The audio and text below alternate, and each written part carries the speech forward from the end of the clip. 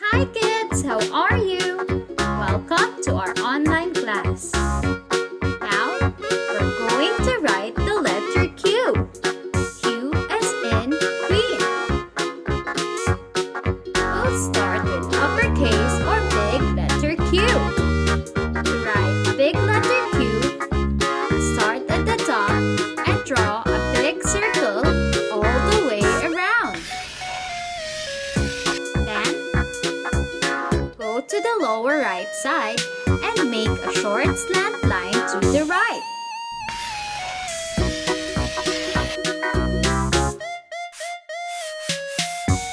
Let's do that again. From the top, draw a big circle all the way around.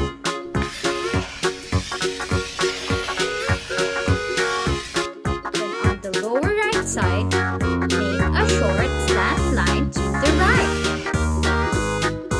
Now you try. Did you do it right? Great job! Now, let's move on to lowercase or small letter q. To write small letter Q, we'll start in the middle and draw a curved line around.